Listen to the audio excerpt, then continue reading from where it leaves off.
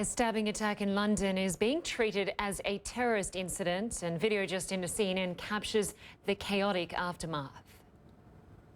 Drop it! Drop it, you fool! It happened inside the East London tube station late Saturday. 3 people were stabbed, one seriously, but he is expected to survive. The suspect was captured and police are investigating reports that he yelled, "This is for Syria," during the attack. Phil Black joins us now from London.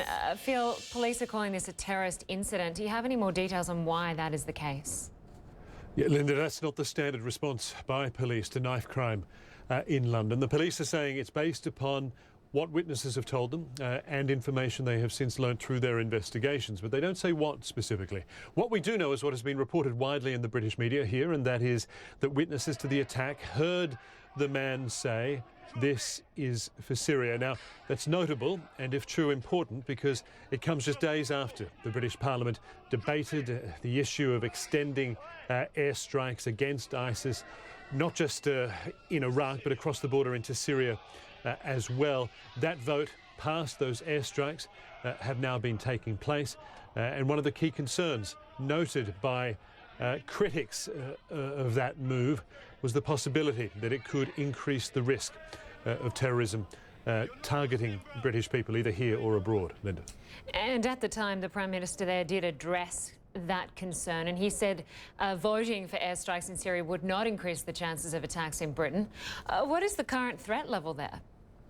So it's currently at severe, which is the second highest level. It means a terrorist attack is considered likely. It's been at that point for some time, going back to August last year. This issue of terrorists targeting Britain, it was very much at the core of the debate here recently over whether or not to target ISIS in Syria with airstrikes, as Britain has been doing in Iraq for some time. And so, yes, critics of the move pointed to the possibility of a raised terror threat here. But you're right, the Prime Minister and the government didn't agree with that. They say the assessment of British intelligence is that Britain is already very much a terror target, among the very top level targets that ISIS would aspire to hit around the world.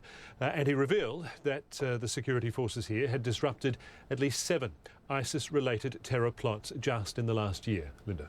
And of course, Britain's worst militant Islamist attack happened about 10 years ago on the tube stations and a bus, where 52 people were killed, 700 injured.